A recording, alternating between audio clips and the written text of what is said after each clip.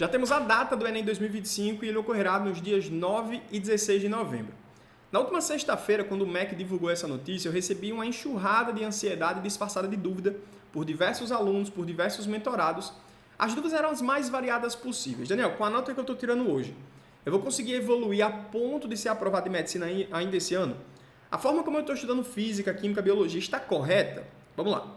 Eu vou até mudar um pouco o formato aqui dos conteúdos que a gente grava aqui nesse canal da mentoria, mas eu fiz aqui, eu escrevi, certo? Nesses últimos 3 dias, da minha cabeça, não foi ChatGPT, 5 dicas que eu gostaria de ter recebido e eu já passei para diversos alunos que foram aprovados em medicina do que fazer depois que a data da prova sai, certo? Então, eu vou tentar detalhar aqui com você cada dica dessa, vou aprofundar de verdade aqui, se precisar eu vou riscar no papel, mas enfim, a primeira dica é: vai dar muito tempo para você estudar, muito tempo para você evoluir com essas 25, 26 semanas que faltam até a prova do Enem.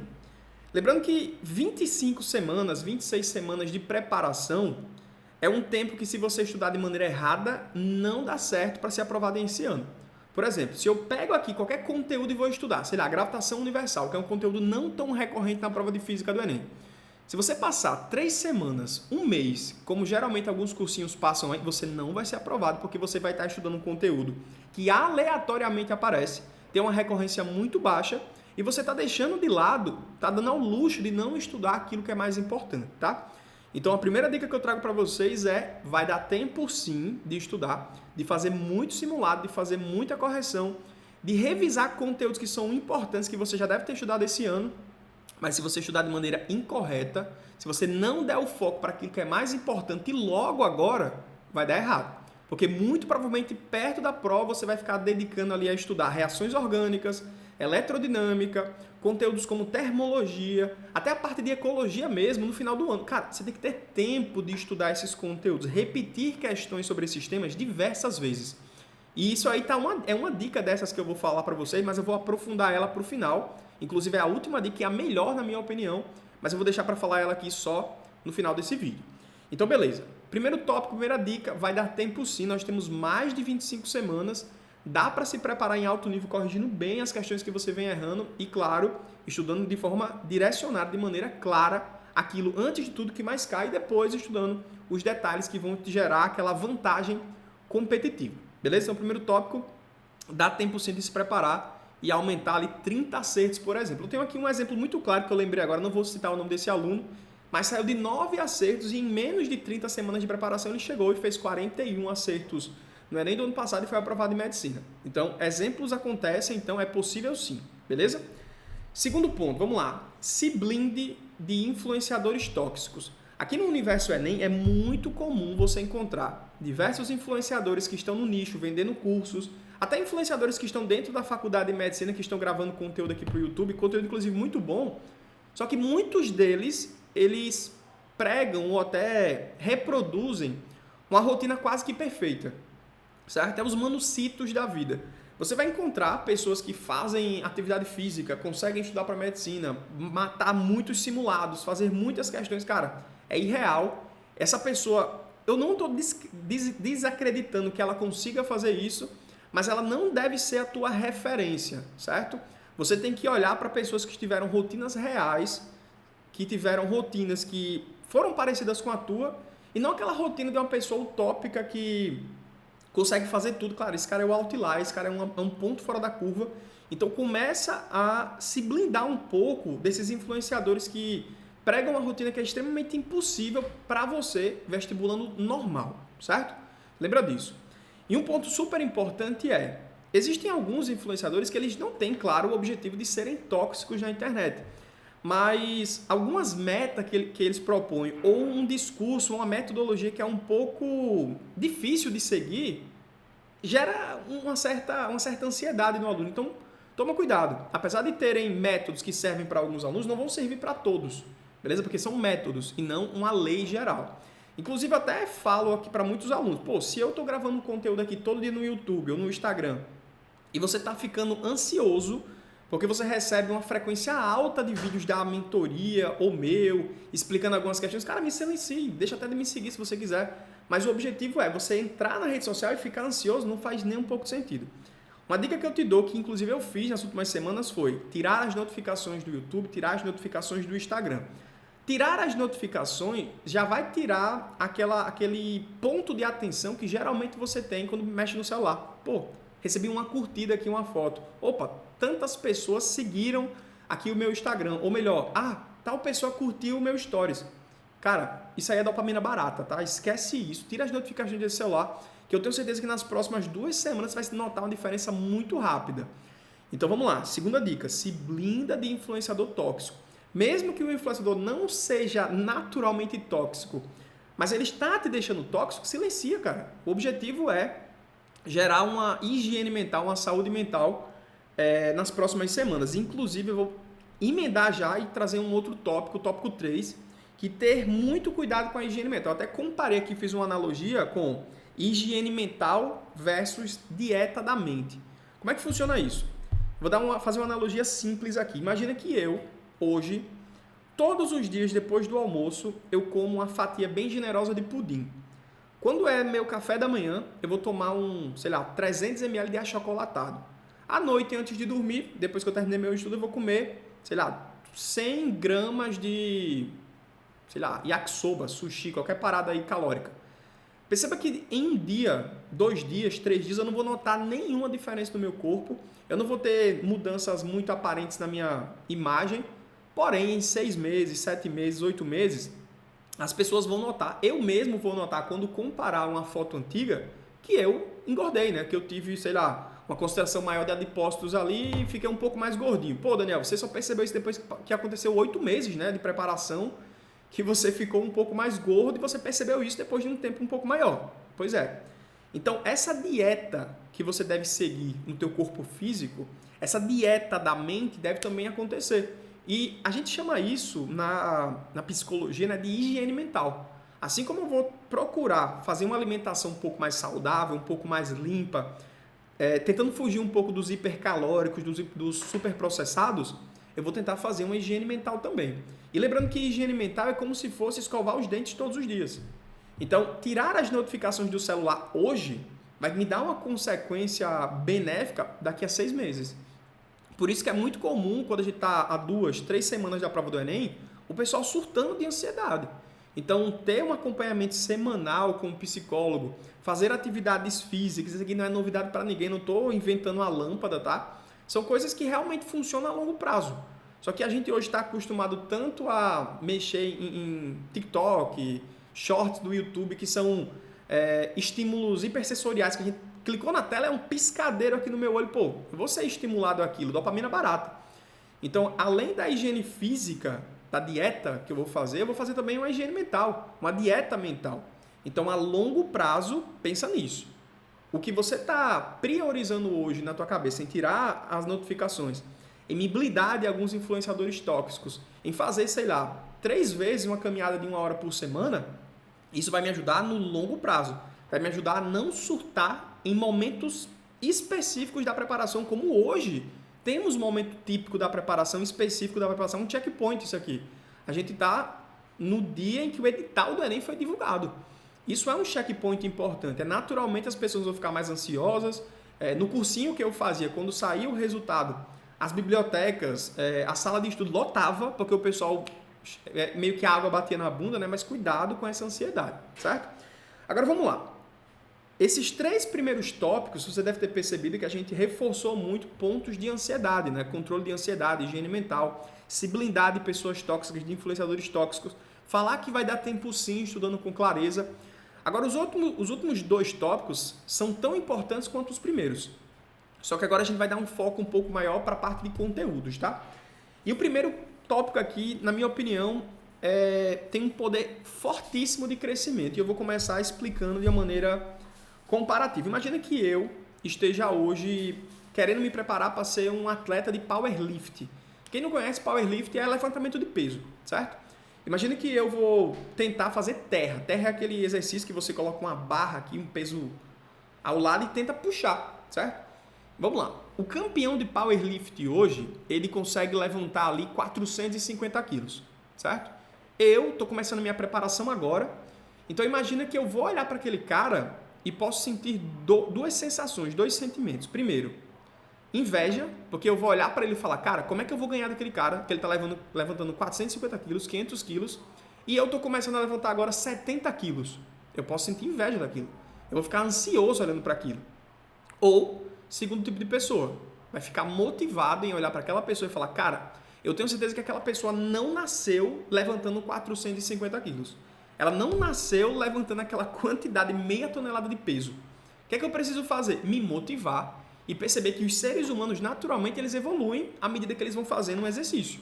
Então, eu vou começar a me motivar, vou olhar para aquele cara e tornar essa pessoa um amigo na minha preparação, porque ele chegou onde eu quero chegar.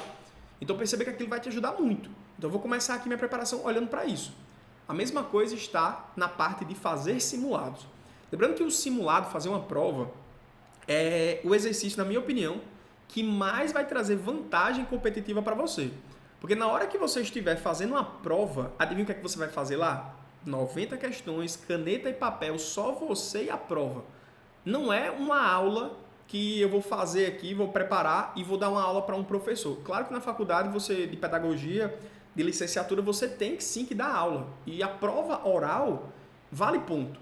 Mas a gente está falando sobre você fazer uma prova na hora da questão. Então, a aula em si é importante. Mas o mais importante mesmo, a vantagem competitiva é eu saber a aula e saber aplicar aquilo ali numa questão. Então, à medida que você estiver estudando a partir de agora, estuda sempre focando em questões. Não estou dizendo para você esquecer a aula, esquecer a teoria. Estou dizendo para você aprender algo na aula, mas imediatamente depois aplicar aquilo ali em questões. Você precisa materializar como campo elétrico cai numa prova. Você precisa entender como eu preciso fazer um cálculo para encontrar o número de elétrons que existe num corpo carregado. Pô, eu preciso saber como fazer isso. Então, eu estou materializando um conteúdo em uma questão.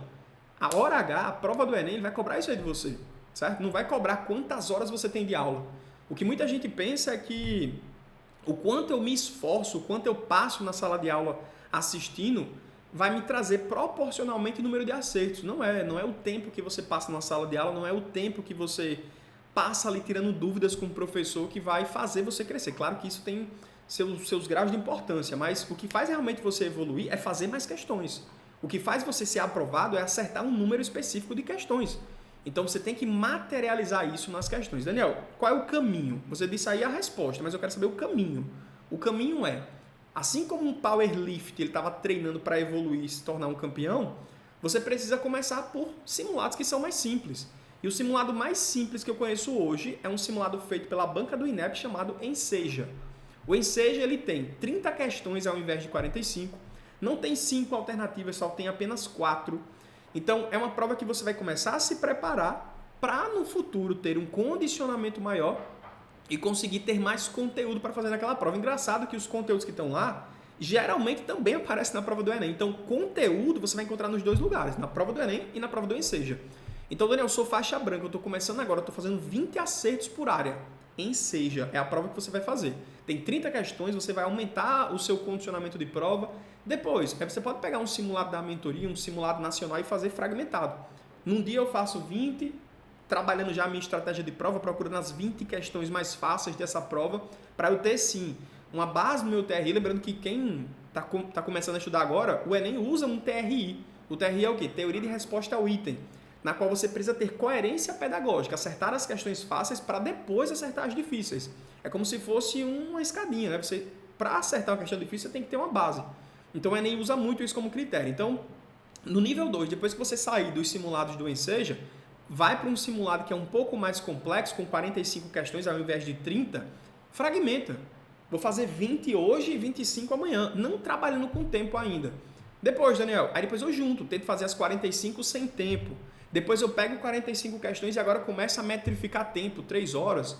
Depois eu posso juntar 45 de natureza e 45 de matemática. Então são por escadas, tá? Então esse quarto tópico que eu citei aqui é você fazer provas do seu nível, porque você consegue ali revisar pontos importantes e ter até mais clareza de progressão, entendeu? Na hora que você já chega na prova e vai fazer 90 questões com o tempo, num simulado presencial, você vai ficar ansioso. É impossível não ficar, certo? Você vai travar, você não consegue fazer aquela prova completa porque você subiu para um nível muito maior, beleza?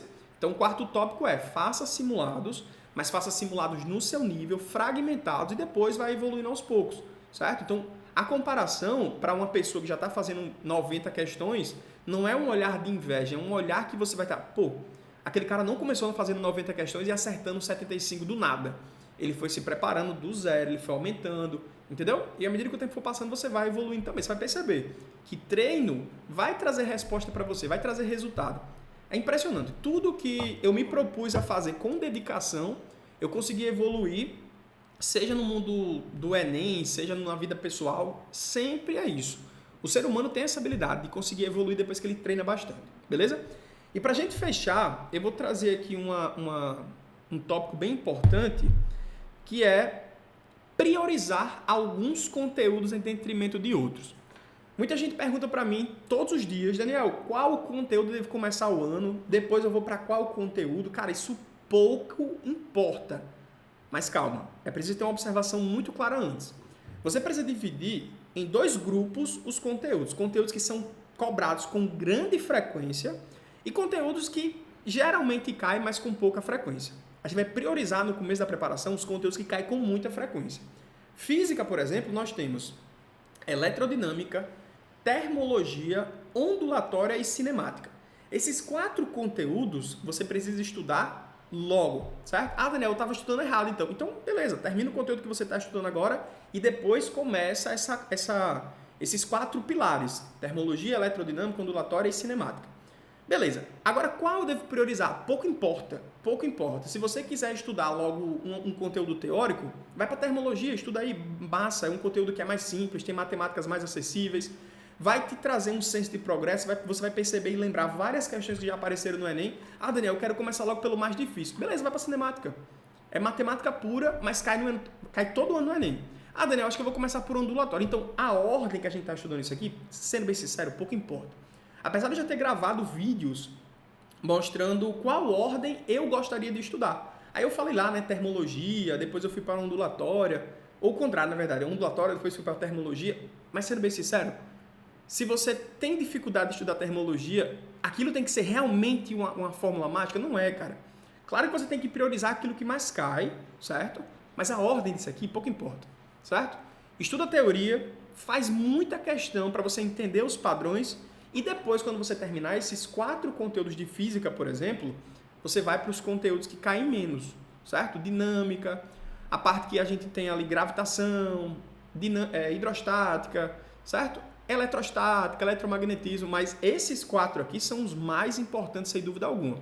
E a ordem como a gente vai estudar, pouco importa, sendo bem sincero. Claro que a gente pode indicar estudar logo por termologia, que é um conteúdo teórico, você que tem dificuldade em física. Vale a pena porque você vai se motivar a fazer questões até um pouco mais básicas, mas sendo bem sério, dessas 4 aqui a ordem pouco importa. Se você estudar as 4, tá ótimo. Depois estuda aquelas que menos caem e aqui vai a dica de ouro, tá? A dica que eu levei, vamos lá, 18 minutos para conseguir falar. Faz esses conteúdos que caem com muita frequência o ano todo, certo? Eu tenho mentorados que já terminaram termologia, ondulatória, a parte de eletrodinâmica e terminaram cinemática. E toda semana eles fazem questões desses assuntos antigos. Toda semana. Eletrodinâmica é para você estudar o ano todo. Sério, Daniel? Sério, porque é um conteúdo que traz questões na prova do Enem geralmente difíceis. E quando você passa um tempo maior, de 7 meses se preparando, estudando conteúdo de eletrodinâmica toda semana, não aula, tá? Mas questões toda semana, você vai ganhar experiência. Com toda certeza, vai fazer um volume tão grande de questões aí, sei lá, umas 400 questões num ano, que pelo menos uma delas ou 2 delas vão parecer muito como vai cair na prova do Enem. Ano passado, por exemplo, na prova de física, a questão de eletrodinâmica da ponte de Wheatstone, cara, eu passei um tempão para conseguir fazer aquela questão na hora da prova. E olha que eu tenho um repertório até alto, por ser professor de física, de questões de eletrodinâmica que eu já fiz. Imagina, aquela questão foi impossível para você? Não, foi trabalhosa, é difícil. Você já tinha feito alguma questão daquela? Sim, mas muito poucas. E poucas questões sendo feitas na minha vida sobre ponte de Wheatstone realmente no perfil do Enem me fizeram levar mais tempo do que o normal para fazer aquela questão. Mas vamos lá, aquela questão dos diodos, a questão da cafeteira. Eu sabia que aquela questão estava errada pelo número de vezes que eu já fiz aquela questão. Aquela questão, potência térmica, cai todo ano. Você tem que fazer no ano diversas questões daquele mesmo formato. Então a dica que eu te dou é essa, tá? Pega esses conteúdos, vamos lá, química orgânica, a parte de ligações, interações intermoleculares, química ambiental, a parte de separação de mistura, biologia, ecologia, fisiologia humana, a parte de botânica, o estudo das células, matemática, estatística, grandezas e proporcionalidade, geometria plana, geometria espacial, a parte ali que a gente vai encontrar análise combinatória e probabilidade, são conteúdos que você, estudando logo agora nessa parte do primeiro semestre, você fica o segundo semestre só revisando essas questões, certo? Essas são as 5 dicas que eu queria muito ter recebido, beleza? Se você gostou desse vídeo, deixa o like aqui e lembrando, a plataforma da mentoria está aberta de maneira gratuita, é só acessar o link que está aqui na descrição. Valeu!